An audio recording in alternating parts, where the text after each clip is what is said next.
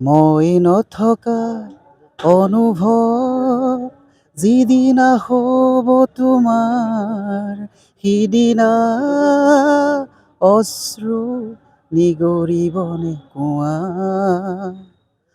মোৰ কবিতাৰ চন্দ্ৰ গানৰ সুৰ। দাদা ঢলি পৰি গৈছিলে মুখ হৈ। এতিয়া মই হঠাৎ নিউজ পাই মই বহুত আৱেগিক হৈ গৈছিলোঁ, মোৰ উশাহ নিশাহ বন্ধ হৈ যোৱাৰ দৰে হৈ গৈছিলে। এতিয়া মোৰ লগালগ মনলৈ আহিলে, অহাৰ লগে লগে মই এই গীতটো মানে সেইদিনাখনে এদিনৰ ভিতৰত মই গীতটো মানে কথা সুৰ কৰিছোঁ। তুমি আহিবা জোনাকী ৰাতি, মই থাকিম আগচোতালত। মৰমৰ শিল্পী জুবিন গাৰ্গ মৃত্যু হোৱাৰ পাছত এটা গানেই খুব চৰ্চিত হৈ পৰিছে, মই নথকাৰ অনুভৱ। এই গীতটো আজি সকলোতে এতিয়া আকাশে বতাহে এতিয়া মুখৰিত হৈ পৰিছে, কিন্তু যিজন যুৱকে এই গীতটো ৰচনা কৰিছিল, যিজনে সুৰ দিছিল, তেওঁ হৈছে আকাশ লয়িং, যিজনক জুবিন গাৰ্গে ৰিয়েল ফাইটাৰ আখ্যা দিছিলে। আৰু মই তেওঁৰ পৰা জানিব বিচাৰিম। হয়, মই নথকা অনুভৱ যিদিনা খবৰ তোমাৰ। নহয়, এতিয়া যিটো আজি শ্ৰদ্ধাঞ্জলিৰ কাৰণে যিটো গীত মই লিখি আনিছোঁ, সেইটো হৈছে জুবিন দা তুমি অমৰ হোৱা।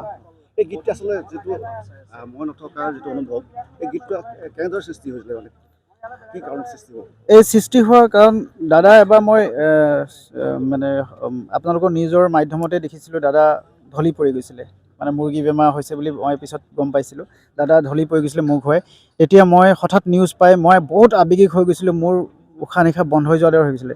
এতিয়া মোৰ লগালগ মনলৈ আহিলে, অহাৰ লগে লগে মই এই গীতটো মানে সেইদিনাখনে এদিনৰ ভিতৰত মই গীতটো মানে কথা সুৰ কৰিছোঁ। আৰু মই সংকল্প ল'লোঁ যে মই ছুটি ল'ম এতিয়া, আৰু ছুটি লৈ দাদাৰ ওচৰত মই গানটো কৰিবলৈ যাম। আৰু তেনেকৈ সৃষ্টি হৈছিলে। গতিকে আৰু কি গীত তুমি লিখা? জোনাকী ৰাতি আপোনালোকে শুনিছে চাগে।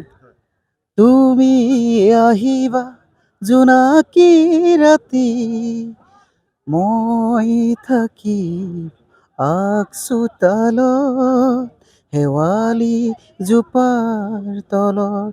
আৰু বহুত জানমণি পৰা ধৰি বহুত গান আছে। আপোনাৰ যিহেতু RF নামটো, হয়, এই নামটো জুবিন গাৰ্গে দিয়া বুলি জানো। হয়, জুবিন দাই। কেনেধৰণে আপোনাৰ RF হ'ল?